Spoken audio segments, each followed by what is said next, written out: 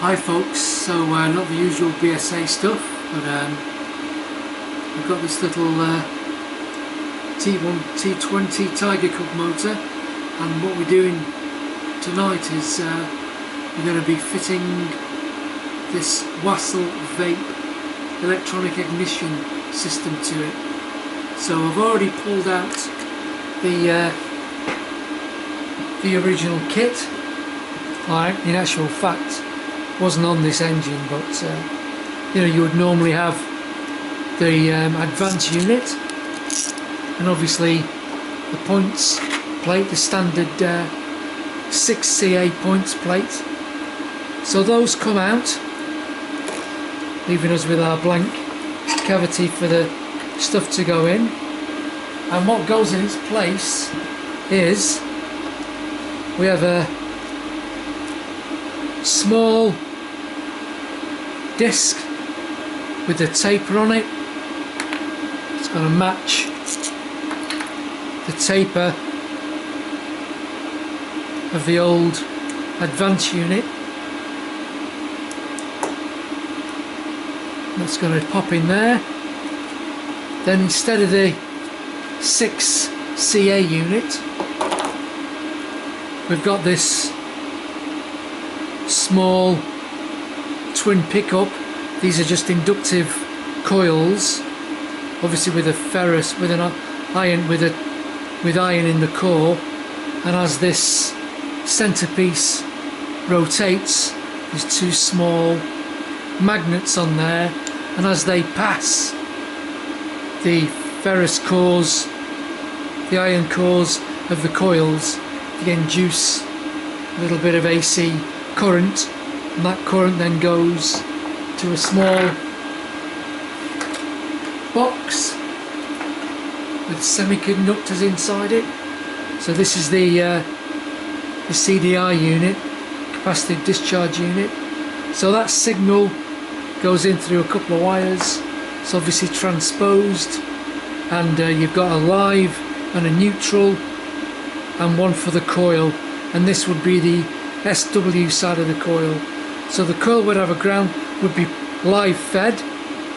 The coil would have a ground signal off this, and when this magnetic pickup goes past the respective pole, then it would detach the ground signal from the coil very quickly. Capacitors would collapse in here. You get a massive EMF off the coil and big spark. So really small unit, nice and tidy. You also get enough cable to fit it in the back light if you wanted to. There's a fair bit of cable there. So you get the cable for the mains, feed and ground, which is that one. So one would go to the switch side. In my case, I normally build these 12 volts positive earth, negative ground. So this one to ground, and then that would be switched. So when you turn the ignition on, the system goes live, and it's got quite a unique feature with this thing. If it doesn't see a pulse within a couple of seconds, it switches off, or it goes open circuit on the coil ground, so the coil doesn't get hot, as if the if you leave the bike with points and the points are closed, the coil is on all the time, isn't it? Coils get hot, it's obviously drawing a couple of amps or whatever, so it's a bit of a battery save. If you forget to turn the ignition off when you stop, it's not going to pull the battery down.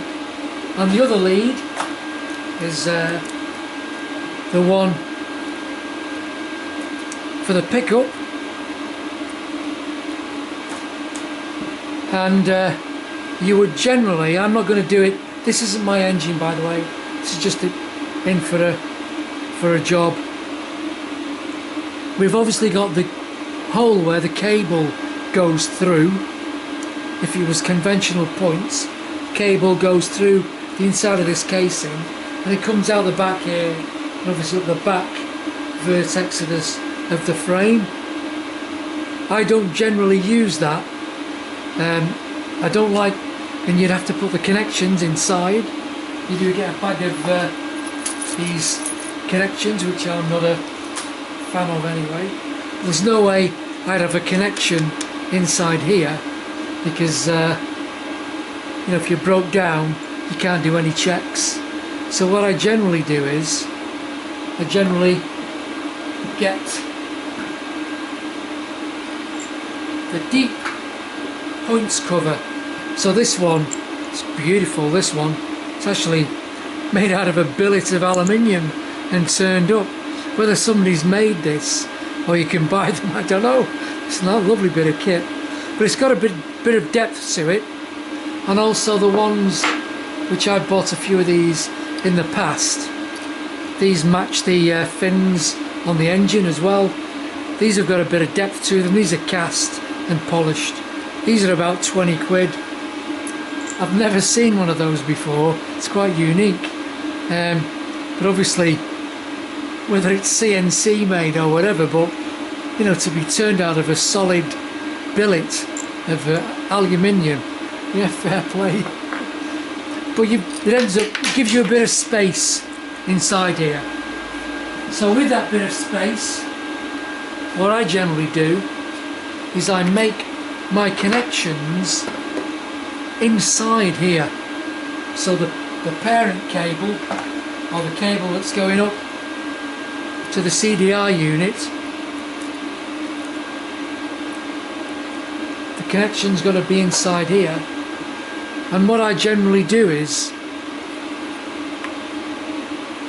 this orientation, I file here a half round that'll fit a grommet, and then I slip the grommet so I can slide it over the cable, so you've not got to try and get the terminals through if you ever want to strip anything down.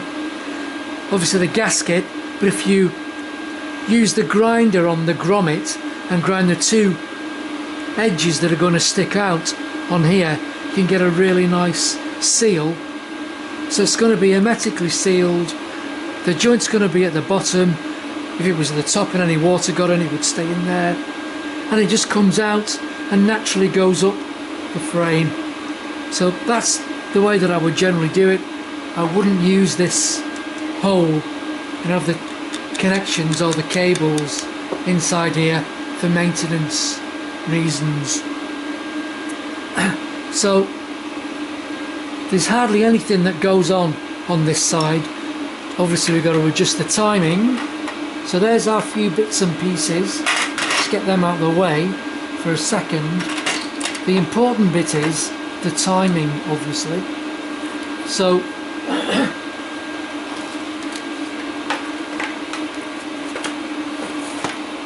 you do get some comprehensive instructions, destructions, whatever. Very simple wiring. So the timing is the important thing, and unfortunately on a Cub there is nowhere you can take any readings from. You know, we've got no marks on the stator, the rotor, nothing inside here. Well, there is one thing on the early Cubs which I'll just quickly mention. And on some of the early Cubs, when you take the AR, the advance unit off, there's a small notch on the end of the taper that goes into the end of the camshaft. And on some, if you look down the bottom of that taper, there's a very, very small peg, looks like a bit of piano wire or something that's in there. So when you take this off, it automatically would find the right place where to sit back. So I was thinking, I wonder if an early model that's got that piece of piano wire in, but when you look you can see the difference in the heights, so it would miss it anyway. So just an bit of interest because you know, that was a really good idea. If you ever had to pull this side off, you know, you could leave the points exactly where they were. You could slacken this off, get this off, and you know it's going to go back in exactly the same place. So that was, I thought, a really good idea. Pity they didn't continue it with the other models, which maybe on some Triumphs, but I've never seen any on a BSA. So let's come back to the timing. So we pull the casing off. This is in for a couple of jobs, by the way, so there's a few bits missing off here. Well, there is a stator on here. I'll just pull this off.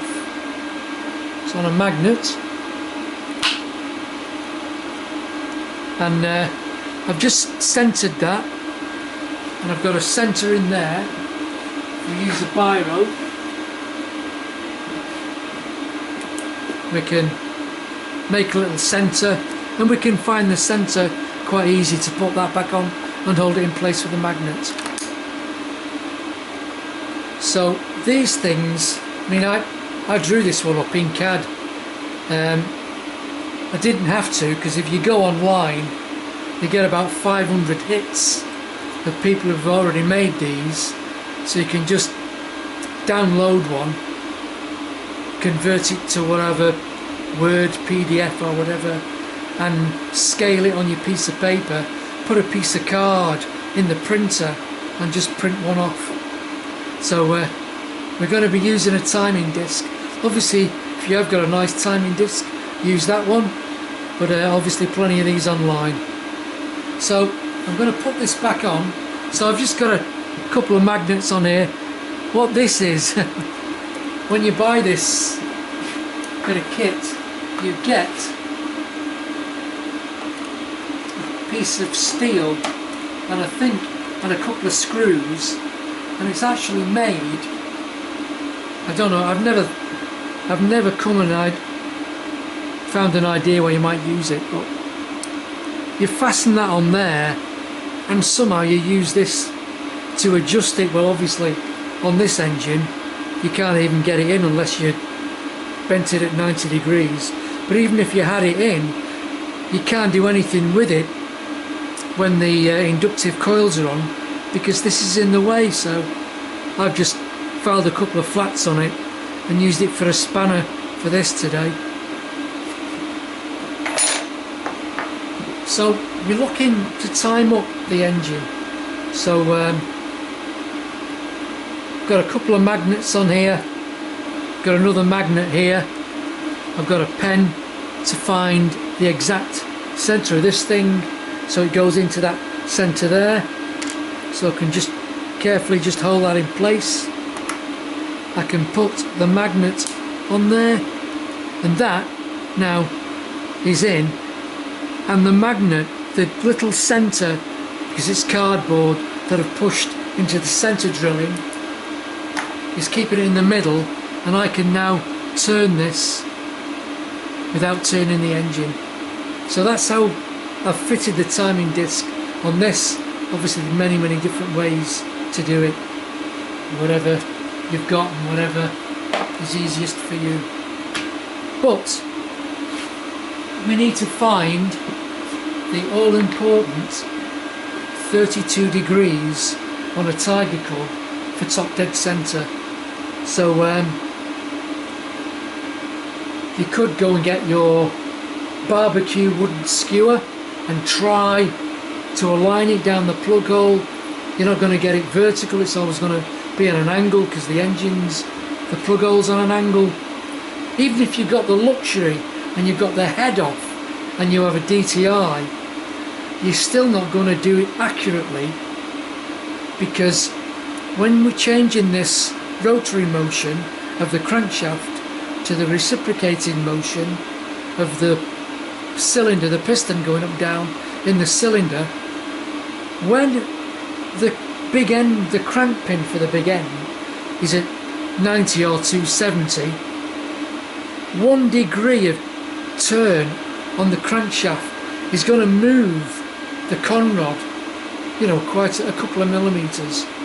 But when you're at top dead center or bottom dead center, you can probably turn the engine through 3 or 5 degrees, because when the piston comes up it slows down and then it stops and then it goes back. So there's 3 or 5 degrees where you can rock the engine back and two and the piston doesn't even move. In fact, I think they give you a figure of, is it 5.7 millimeters or something, which equates to 32 degrees before top dead center. Now if that was round near the bottom, say 90 or 270, to get that degree of movement, you know, the adjustments on this would be far easier because you're in the big range. So timing it, even with a DTI with the head off, or with your pencil or whatever you're going to put down there, is not a very good way to do it. So we're going to do it a different way. So this is it's an old spark plug where I've just turned the lip where the ceramic is off, then I've just knocked the ceramic out the centre, so it's just left me with the spark plug base. I've then drilled and tapped it M10. I've wound an M10 bolt in there to give it some length, and I just give it a nice gentle shape on the end, so when the piston's coming back up in one direction or the other, it's going to strike in the same place and I'm going to get an accurate reading in both directions. So if I just wind this to top dead centre,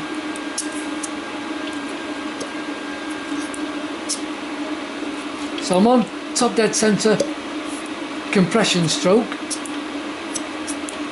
So if I take it down 180, I can obviously now fit this. So this goes in,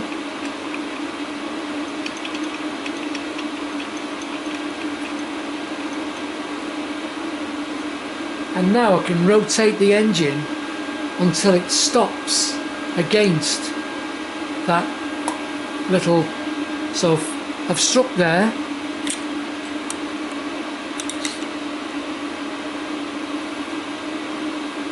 and I've struck there, so that's going bottom dead centre.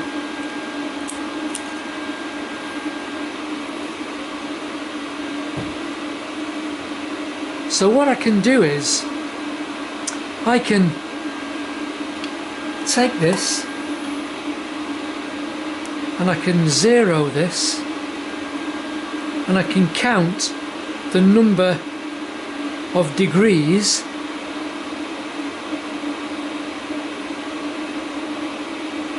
it takes from the stop at one end to the stop at the other, and it's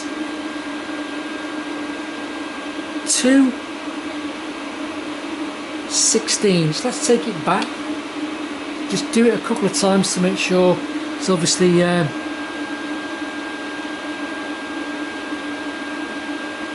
you want it to be accurate.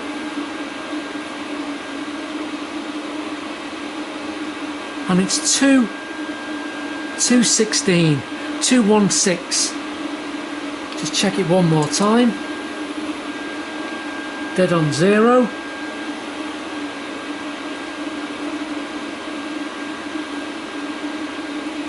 Dead on 2:16. So halfway between those two values, it's obviously going to be 108. So if I bring it round to 108 on here, so there's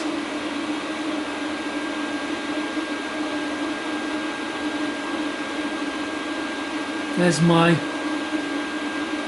Battle X error, hold on. There's my 108, and that will be exactly bottom dead centre. So bottom dead centre would be 180 degrees. So if we now spin this to 180, so we dead on now bottom dead centre We now know that when I bring this back to the top, we'll have exactly top dead center. So what we're looking for is the golden 32 degrees before top dead. So take the device out. If I bring this round now to our 32,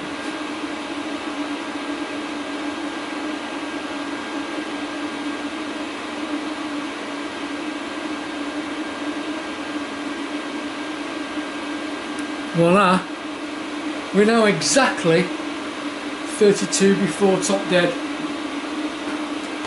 So what you can do is, we could now leave that as is, spin the engine round and start to build up the pickup and the magnets in the other end, but it would be really nice to be able to strobe this engine to get it exactly right.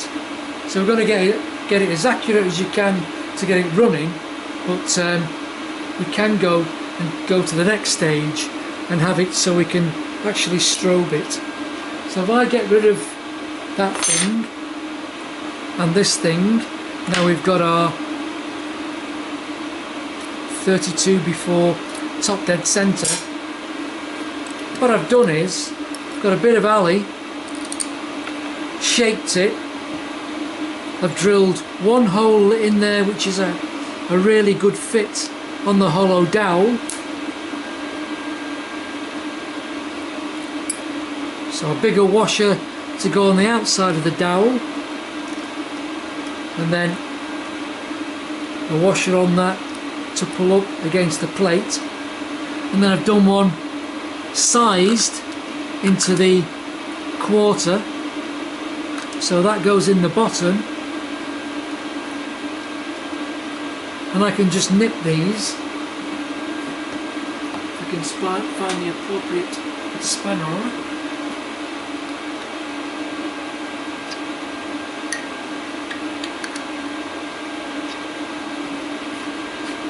So what we've got now is we've got a reference on that rotor. So if I spin this now, hopefully you can see that. So I've already put a bit of little blob of paint on there. This rotor isn't off this engine, by the way. I can't mark this. But what you would do is you would maybe get a Dremel and or centre punch it or whatever.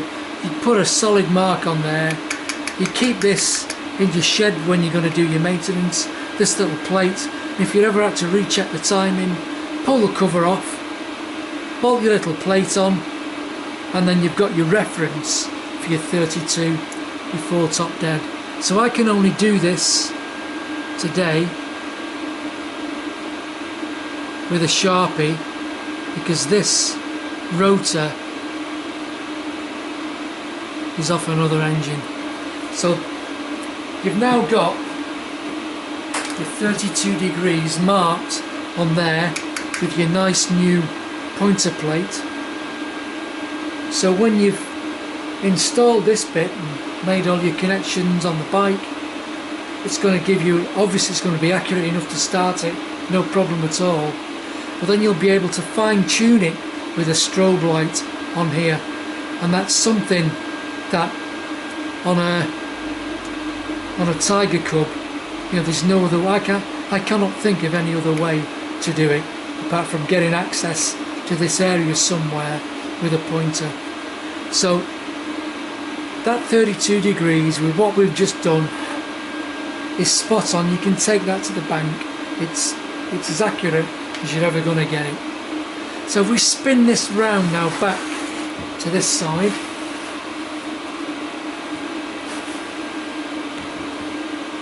so you can see what's going on there. We've got our little magnet, rotating magnet in place of the AR unit, and you get a couple of mounting bolts with it. And one is for UNC and one is for UNF. and obviously you need the appropriate one dependent on the year of the bike.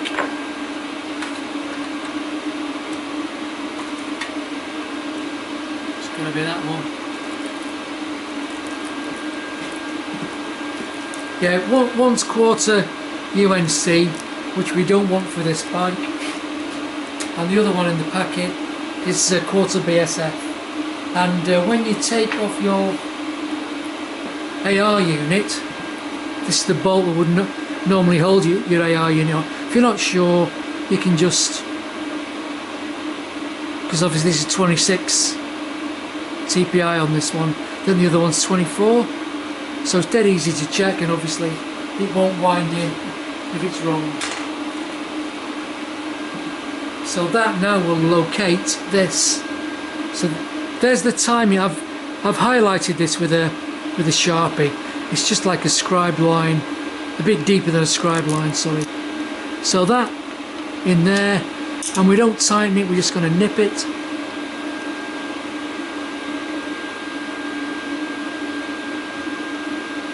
So I can turn it, but it's still on the taper. If you do tighten it up and you want to get it off, you get this, they give you this pushing device, whereas if you want to take your old AR unit off and it's tight, you have to make something like this that goes right through the centre of the AR unit, picks up on those threads on the outside, pushes on one of the flywheels on the crank, and that's how you pull that off the taper. But what they've done is they've gone, I think that's M8, you put an M8 bolt in there, and because the hole behind it is only 1/4, you jack it off by pushing. Doesn't have to go in very far, it bottoms out, and obviously that's going to be an Imperial, sorry, a metric Allen key. So if it's an 8, it's going to be 5 hex in it, or 5.5.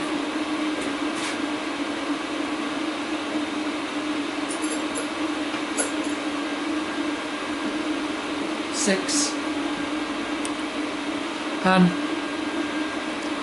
that's how you get that off the taper, and that comes in the kit.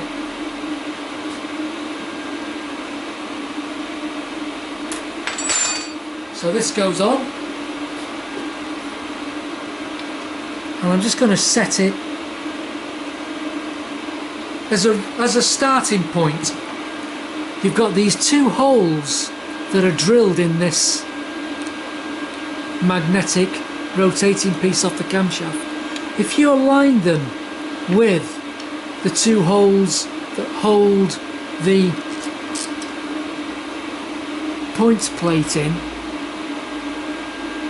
it's a start point, and it's the same on the B25 and the side points version of the C15s. So this has got 2 marks on it. It's got C and a little scribe line, very small, difficult to pick up on the camera, and A and a very small line. So C if it was clockwise rotation, A if it was anti-clockwise. These are anti-clockwise. This would be the front of the engine, if you like, where the timing gears are. The normal direction of rotation on the crank would be clockwise, and because it's a gear turning clockwise, it's going to turn the camshaft anti-clockwise. So we have to use mark A. So because this aluminium billet piece is so thick, you've got quite a distance between the mark at the front and where you're going to pick up this mark. So I've got a really teeny engineer's square, so I sit the square on the back, get it exactly lined up with our A mark anti-clockwise, and with a scriber you just scribe a line front to back, and then you don't get any parallax error when you're looking, because the marks now are going to be very close to each other. So I don't know, that's not going to pick up on the camera, is it? But it makes life easy. So we need our tower bolts. So we're looking to get this line lined up with our 8 for anti-clockwise and be in centrally round the middle somewhere of our vernier adjusting slots. So let's see where we are. So it's a bit dark down there. The torch.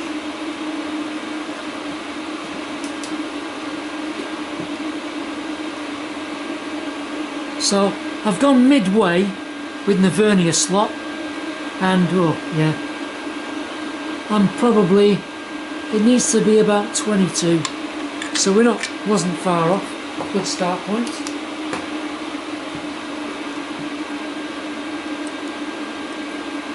So let's have a look at that.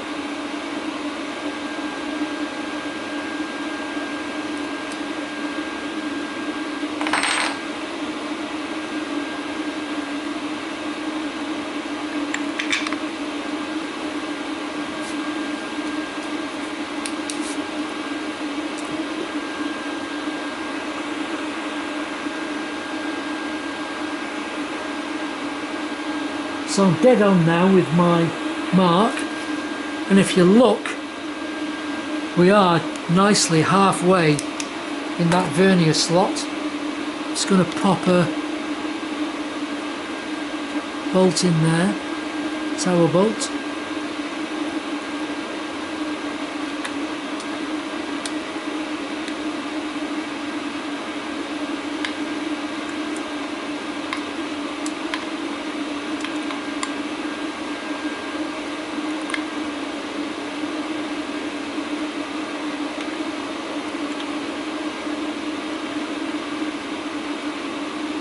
Got him.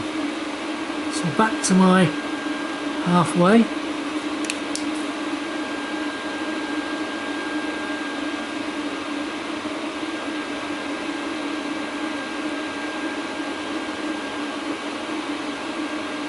I'd be very happy with that. We'll just nip in.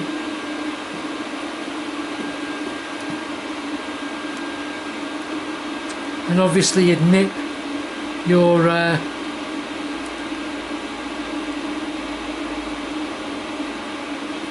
you'd nip this now and lock everything up, and that, even if you didn't have a strobe light, it's probably going to be, the timing's probably going to be far more accurate than it ever was, even when it had points. So with a few little bits and pieces, make yourself one of these. So whatever the stroke is, if you try and get it so it stops the piston in the bottom range between 270 and 90, then you're going to be about halfway up the ball, stopping it either side. So that's when you're going to get the greatest degrees of accuracy. Definitely not at top dead centre with your pencil or your meat skewer or whatever. But this makes a big difference, because now, once you've made that little bracket with the pointer on it, you know, you can hang that up in the shed, centre punch that or Dremel it. Then if you ever want to recheck it, simple. And now you can strobe it as well. So you have to remember you're strobing it at full advance, so you need to be 3000 RPM or above to upset the neighbours. So simple, but a nice upgrade for the Cub. And this is a nice little engine, by the way. This one, it's side points, roller crank, square fin barrel, high compression piston, and that nice bit of kit. So that's a good enhancement for this bike, and also conversion to an RM21 rotor and stator, so you're going to get 120 watts, 12 volts, loads of power, and nice reliable bike.